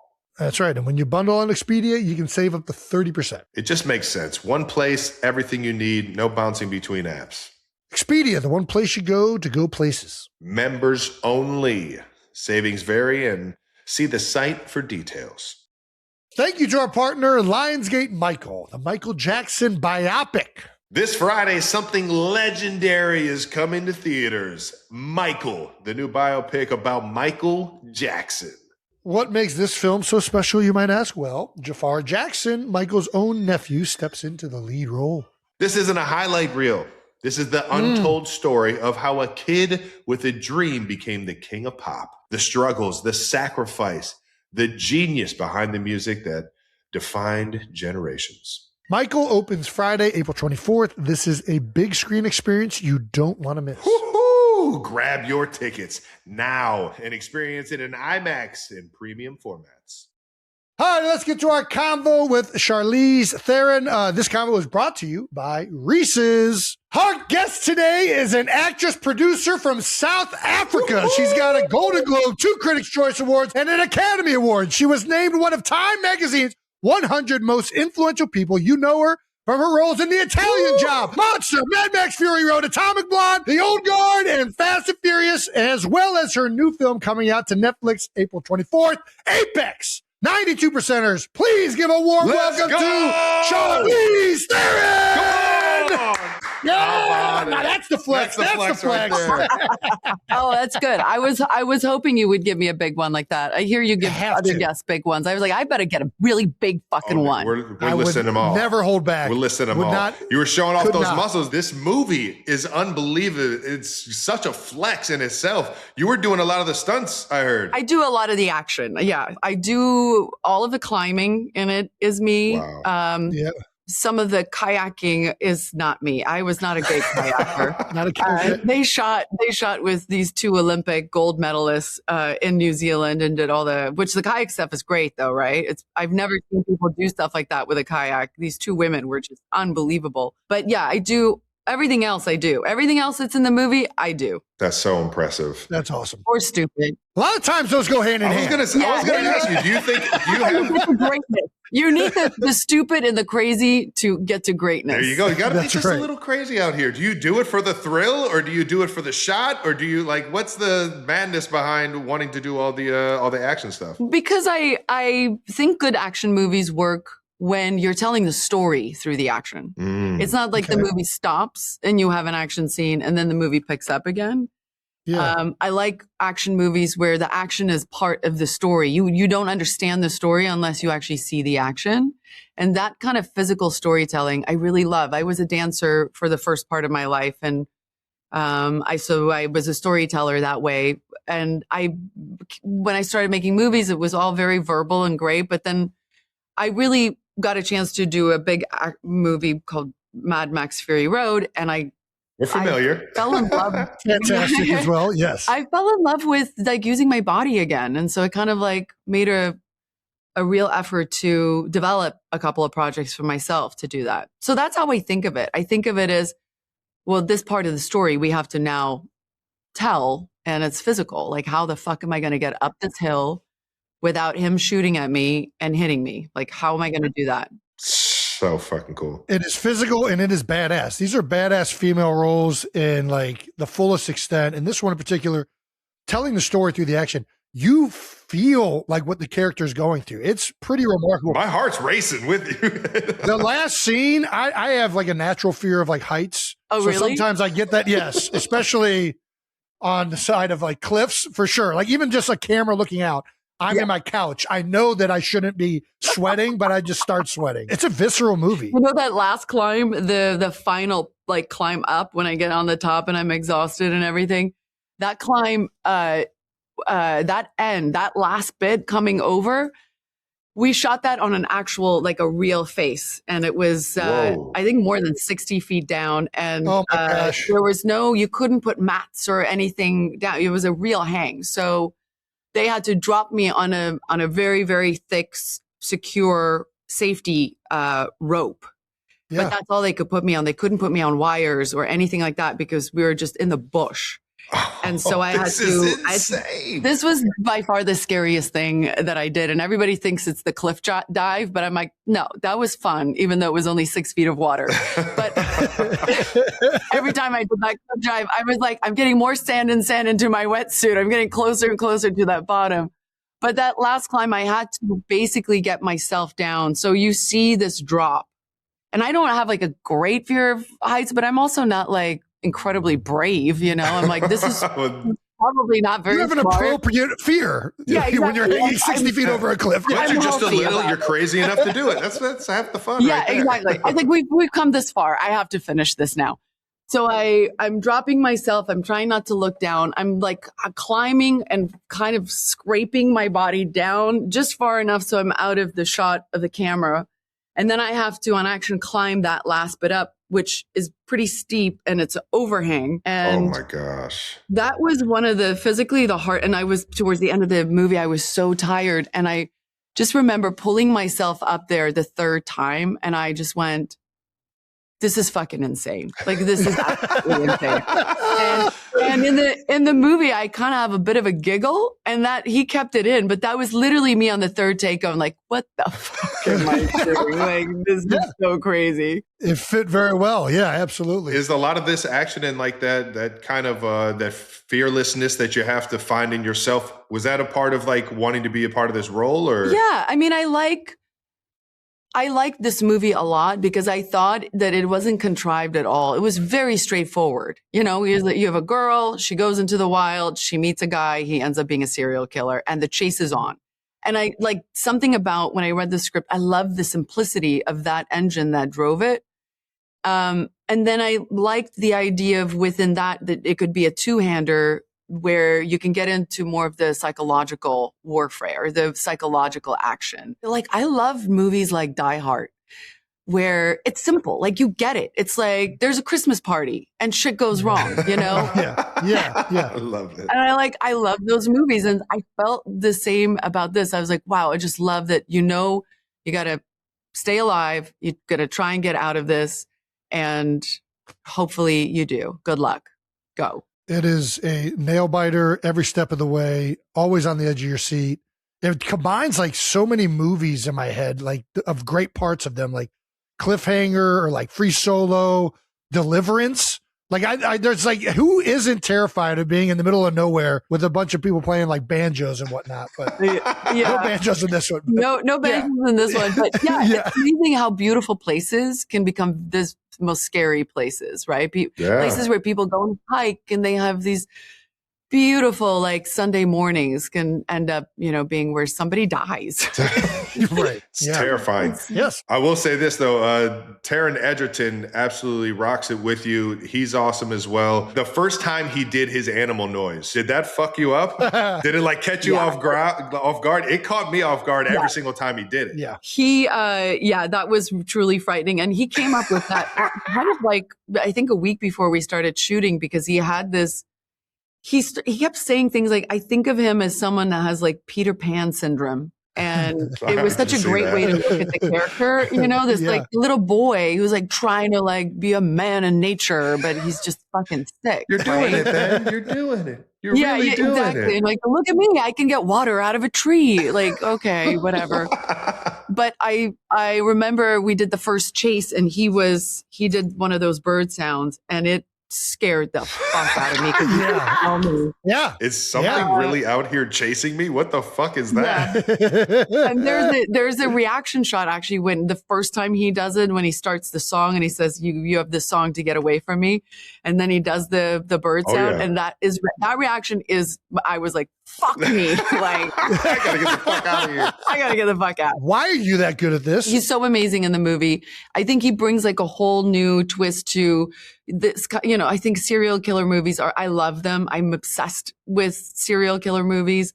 I think you also I think because I'm so obsessed with real serial killers, there's so much variety to pick from, right? It's not always the tropey thing where, you're telling the story and this is why, and you're trying to justify or say why he's like likes to cut women's heads off. And we didn't want to do that story. We really wanted to just tell a story that's in the moment. It's happening. And we're not getting into, too much of a history about why he's doing all these horrible things, which I like as well, because then he stays very scary. Mm-hmm. You don't understand him. I agree. It's scarier when you don't know why he's doing that. Like, I think at one point, Sasha, like your character even tries to like say the I don't want to give away too much of the movie, but you try to like get that out of him or like play on that. And he shuts it down right away. Like, no, I'm just a psychopath. Like, there's nothing deeper here.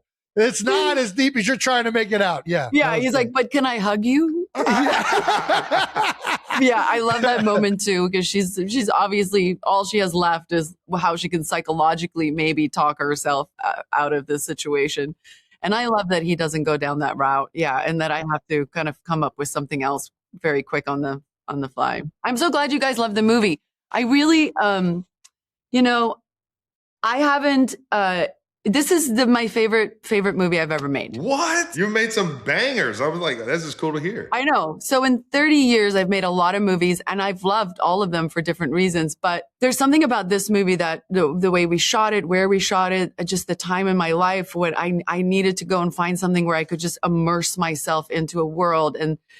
And this movie was everything that I wanted. And then the end result was everything that I hoped for before we went to go do it. And so it's really nice to hear how much you guys are responding to it too, because I loved making this movie so much. That's awesome. Fuck it. Very cool. Yeah. I think it's going to be highly regarded. That comes out on Netflix coming up here. It's, you did a great job. You should be proud of it. Thank you. That's so nice, you guys. You were also a producer on Mindhunter, so you really are just all about the serial killers. Yeah, are we watching Dateline every night, or where are we getting our fix for this knowledge? I mean, you're what's wrong with that?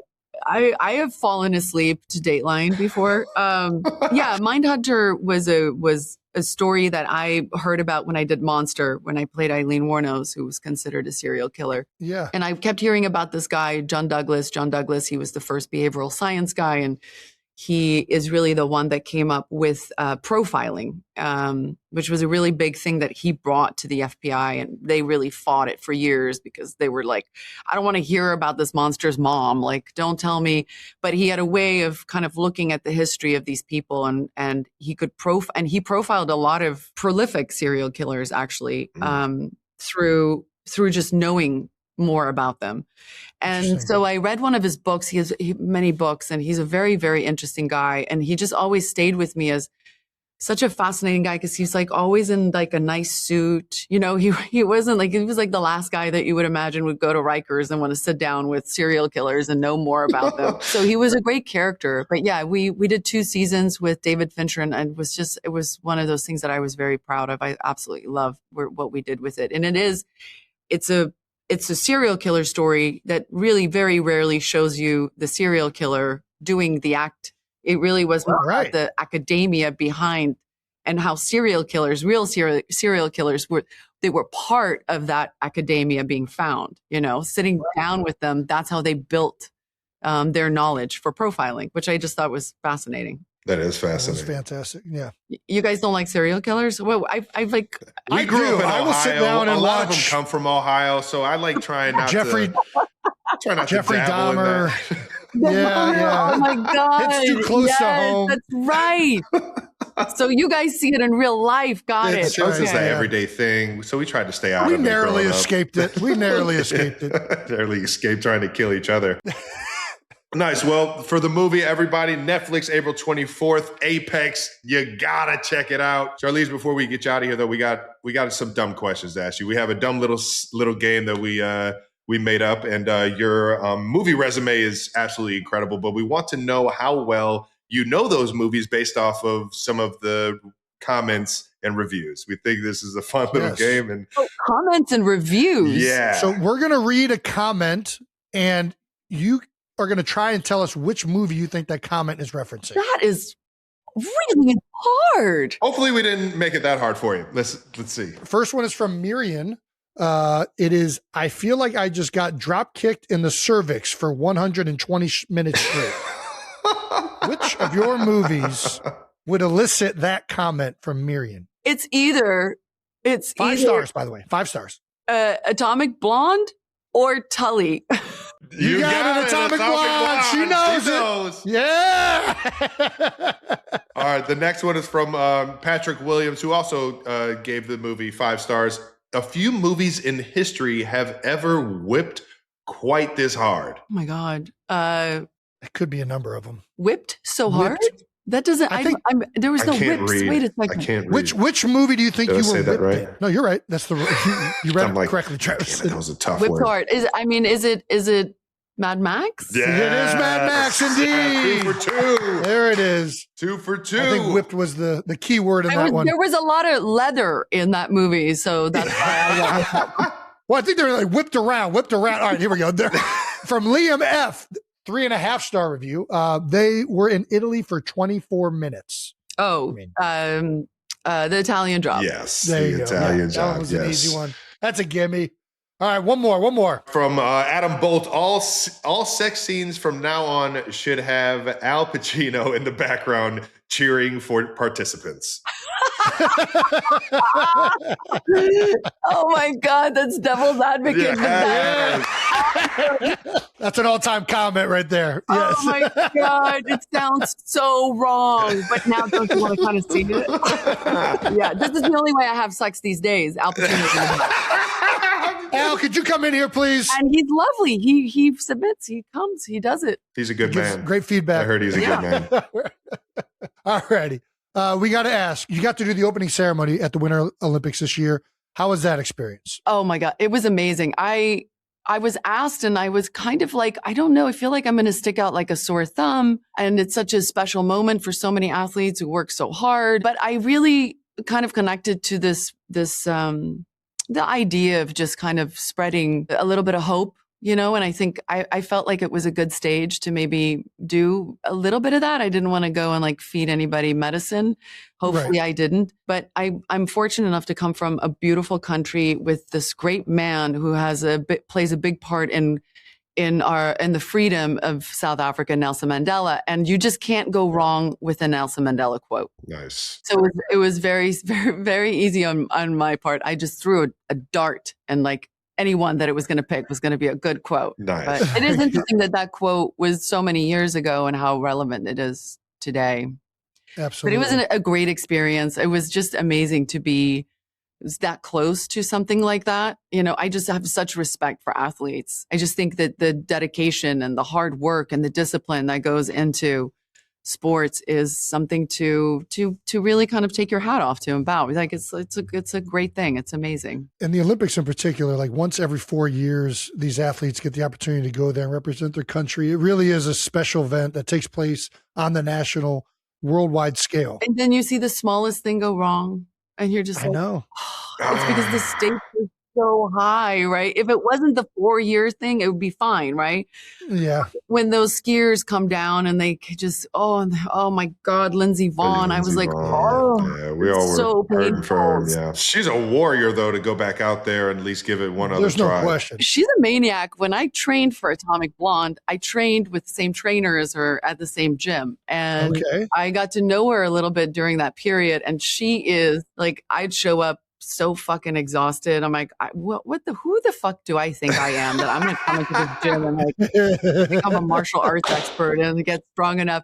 And then she'd come in and I was just like, that's my inspiration. Just look at that, do that. Just do that. Put your head down, do that. But she's so lovely. Do you have a favorite event in the Olympics or anything that amazes you the most? I like the that skiing is pretty amazing, but I watched a lot of the figure skating because I have a teenager, a 14-year-old and an 11-year-old. So we watched a lot of figure skating. They were very much into that. That's awesome. Which again, the same thing. It's like that one throw, that one missed land. And you're just like, and I was trying to explain it to my daughters.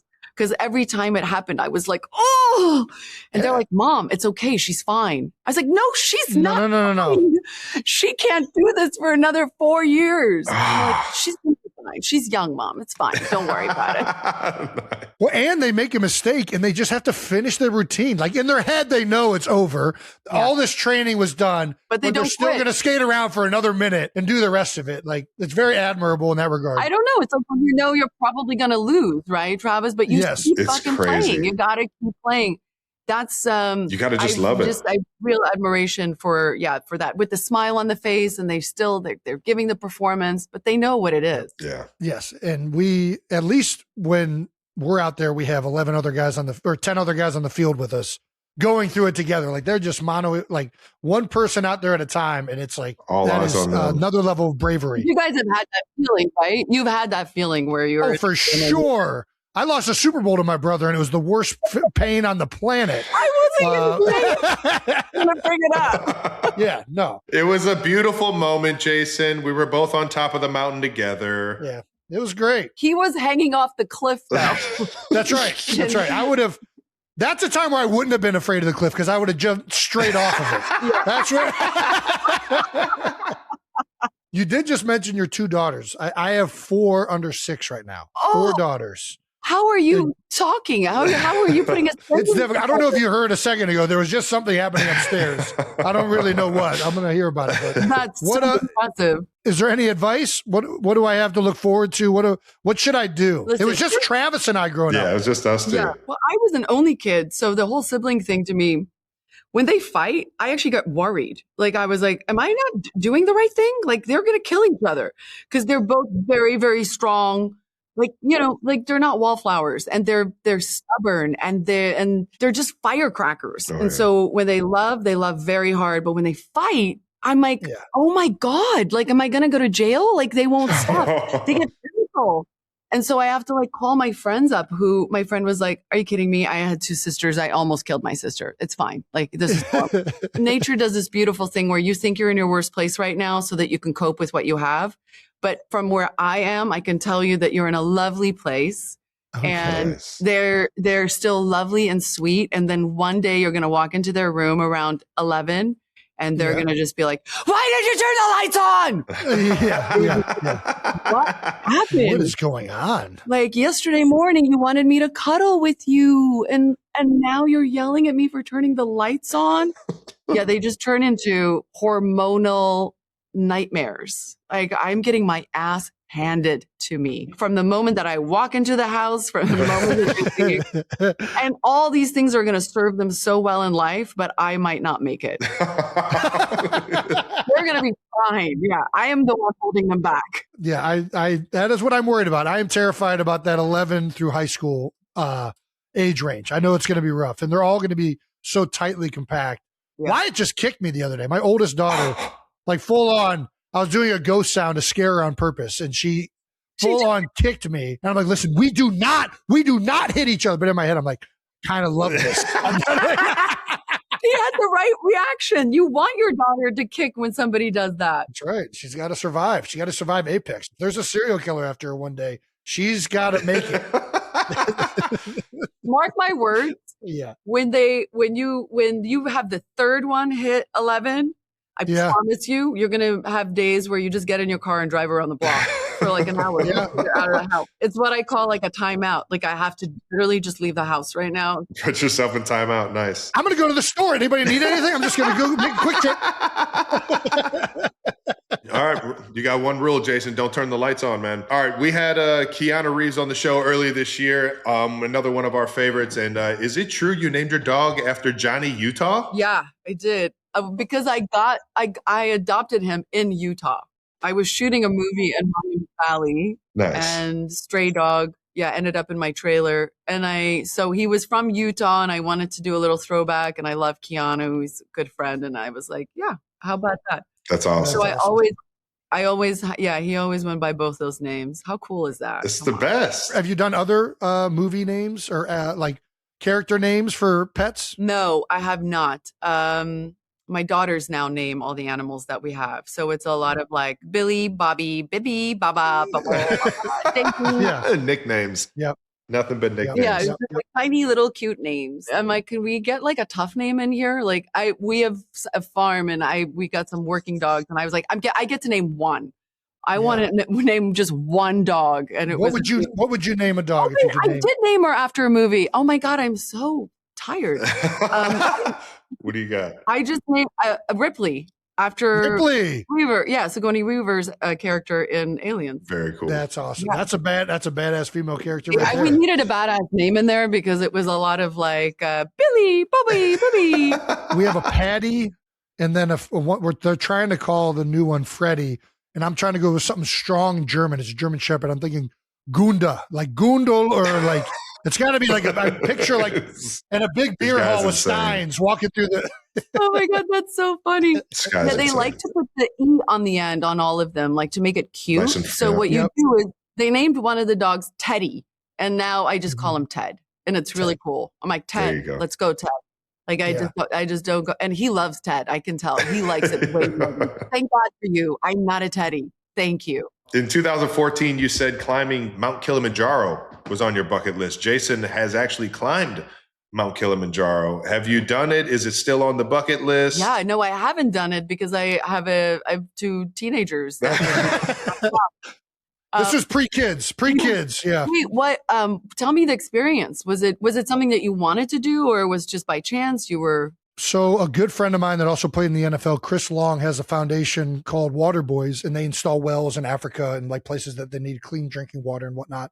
And one of the things they do to raise money and awareness around the trip every year, they kind of took a hiatus, but they did it again this year, is he takes a bunch of veterans and NFL players over to Kilimanjaro, Tanzania, and they hike on Kilimanjaro. So he had done it for a number of years. He had climbed it, I think, at that point 4 times.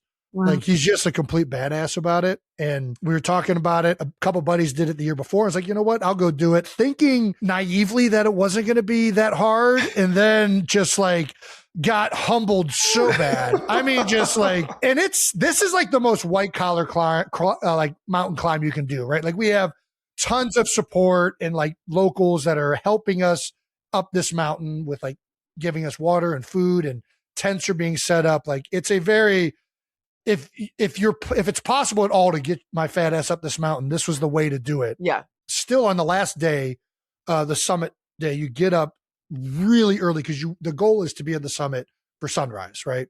So you get up at like 12 a.m. and you just start hiking. You know, you got a 6.5, 7 hour and like complete darkness, like just with a little complete darkness. You have the headlamp, headlight in front of you. This is crazy. And the route that we went that time was very steep. So you can't even go straight up. You have to do skip backs, right? You're like going sideways essentially so that you can go up this rock face. Yeah. We finally get there, and then we have another 2-hour walk around. But what I didn't know is once you get above, I think it's like the 18,000 foot or 17,000 foot threshold, you get to a certain point on Kilimanjaro where you're no longer able to replace the oxygen, right? Like it's a slower, it's not as severe as Everest. the other, the other, I forget the name of them, but the other big summits. Yeah. But you're up there, and as a bigger guy, you're using more oxygen. So I was doing great, wasn't really having an issue. And then right when I got to the summit, it hit me like a ton of bricks. I didn't get like, did he like hit you? How? Like you were just like so fatigued, like a level and a little bit dizzy. And they tell you like the moment you get there, you just want to get down as fast as possible. Wow. So I am literally like jumping down the side of this mountain. Like I am bounding and like skiing down on my shoes just to get down as fast as possible. My one buddy Bo is just seated in the gravel and he's just sulking because he's so tired. I'm like, dude, where are you guys? Like, my Sherpa left me. Did you enjoy the summit at all? It was incredible. I mean, you are very tired, but at that point you've put in 4 days climbing up it. At least on this trip we do. There are people that climb it much faster, but it's such a highlight of a moment. And then on top of that, like Haloti Nada, one of our teammates, was retiring at the summit. There's all these wounded warriors. Like it's a guy that only had one leg that climbed it with us, right? Like it's a really powerful trip. Holy smokes. And you still bitched about Exactly. That's the thing. He did it so much easier than I did. And I was like, you've changed, Jason. And then you've changed. The worst part too is then you still have to go back down. Like we get down from there, we get down to that base camp, and then you have to go down another however many thousand feet from there. And my back just started tightening up, and it was a grind of a session that I was not prepared for. You're not selling it. You're not selling it at all. I will say this, knowing you and what I've seen you do in these movies, I think you would absolutely crush it. And I told everybody I would not do it ever again, but there is something where when you go through something that taxing and that intense, I would go with my daughters because I think it's a transformative experience if you've never done anything like that. And Kilimanjaro is for sure, like there's nothing more like symbolic than like overcoming struggles and like adversity than like climbing a mountain, getting to the top, right? That is a very symbolic thing. And it feels like Kilimanjaro is like the most approachable of all the major summits for novice climbers. So if you're thinking about it, I highly recommend it. It's awesome. I feel like I just used up all of our time to talk to you, telling the story. So I am going to stop talking now. My next trip. So yeah. Yeah. You'll enjoy it and also hate it. Which is how you love. You have to hate it a little. There you go. That's right. I understand the whole, like, wanting to do something with your daughters. I'm always looking for something like that I can go into, because otherwise I'll just end up living in a Sephora for the rest of my life. I'm like, I must get out of Sephora. And I just took my oldest girl is very, like, she's a scaredy cat. Like, she's very pensive, she's all, which I love, because I'm like, you're going to be safe. I'm not going to worry about you when you leave home. And then the little one's a daredevil, like just completely crazy. But I spent spring break with them, and I was trying to find something like what you were talking about that we could do together that would be like, we'd get to the end of it, accomplishment. We did that. Yeah. And so we went to Hawaii, and I found this zip lining company. And so I was like, I didn't tell them because I knew they would just say no. So when we landed, I said, we're going to play a game. Everybody's going to say one thing, and we all have to do that one thing. And so mine was zip lining. Nice. The fear that it was pouring rain. It could not have been more miserable. That could get a little dicey. We ended up so high. It was like 8 zip lines to get down. Scary, really scary. And you're tied to a rope, and you can't go backwards. You can't go forwards. I was like, this is going to go so wrong. And my oldest daughter didn't want to wear the raincoat because it didn't look cute. So she's in her,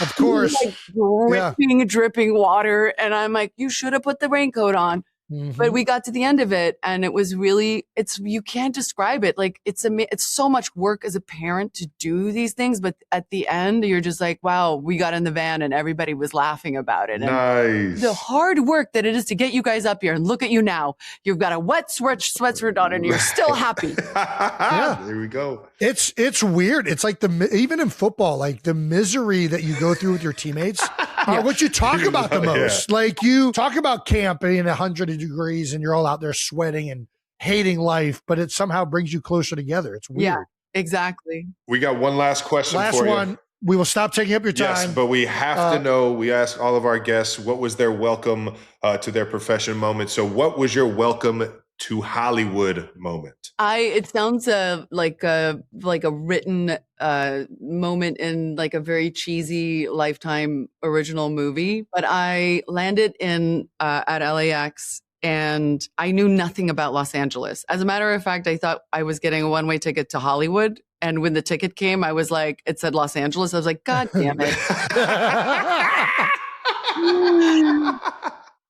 So it's appropriate. That's an appropriate response. South Africa, okay? And I grew up on a farm. I did not know any of this stuff. So I drove in a taxi from LAX, and I just remember he took me to this hotel called the Farmer's Daughter, which now is a really nice little hotel, very boutique-y, but back when I stayed there, it was rented by the hour. I was like, I can afford this. And when he must have taken me a scenic route because it's not the natural route to get to this place. But I just remember on one of the roads, I actually saw part of the Hollywood sign. Nice. And I just went, it was like, oh. Yeah. And I was like, I'm going to make it. You're doing it. Hell yeah. That's awesome. That's so awesome. And I called my mom that night and I was like, I saw the Hollywood sign. I was very proud of myself. It was a moment where I definitely felt like, oh, now I'm in Los Angeles. Yeah. That's just awesome. Hit all right there. That's awesome. Yeah. And to be honest, I can attest, like it's hard to find that. I hear you saying he took you the scenic route. It's hard to actually find the sign if you don't know where it is or exactly what view you can get to see it. It's but seeing it is magical. And for you to be going to LA for the first time and seeing that in the start of the career had to be epic. It might have been the route of a serial killer now that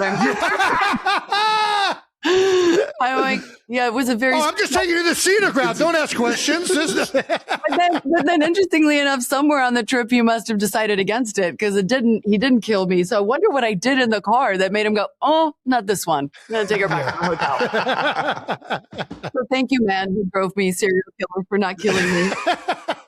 Well, we thank you. Congrats on another amazing movie. Can't wait to see how everyone just raves over this one. And best of luck to you in the future on all the other movies that you have coming. Thank you so much for the stories and your time, and wishing you the best. Thank you so much, you guys. Thank you. And I'm so happy you loved the movie. Thank you. Yes, absolutely. It was all epic. right. Bye. I will say, sorry, you shouted out the best book. You shouted out the Mindhunter book. Oh, you love that book? I have it right here. I have it right here. You said that, I was like, that's on the fucking shelf. I know where that is. Oh my God. I thought you just like Googled, searched it, and like slipped a note or something. We got dog ears in this bad boy. Brandon's our resident serial killer, actually. He's just... Listen, you want to go see, you want the LA tour, I'll take you on the LA tour. You want to go see the Silver Lake Murder House? I'll take you. Don't tempt me with a good time. I feel like I need to do a whole other podcast with you. Come on back. Yes. Come on back anytime. It'll be 4 hours long, and it'll be just me talking about like Zodiac, and it'll be exciting for everybody. That's so amazing. You're definitely my favorite out of the three now. Let's fucking go! Brandon swoops in. Low bar. Shut up. I came in right at the end. All right. All right, that's it for our conversation with Charlize Theron. She's so badass, once again, man. Golly. Dude, she really is. So many badass films, too. Well, once again, that convo was brought to you by Reese's. And that wraps up another episode of New Heights, brought to you by Liquid IV. Thank you to Charlize Theron. Check out Apex on Netflix April 24th. Make sure you subscribe to the New Heights channel on YouTube or wherever you get your podcasts. That's right. Once again, New Heights is a Wondery show. Follow the show on all social media at New Heights Show with 1S for fun clips throughout the week. We're going to have a bunch after that Charlize Theron interview, man. She's a badass. You guys are badasses. Thanks to the New Heights production team for being a motherfucking badass. And thanks to the 92%ers. We'll see you guys next week. Good luck in draft day.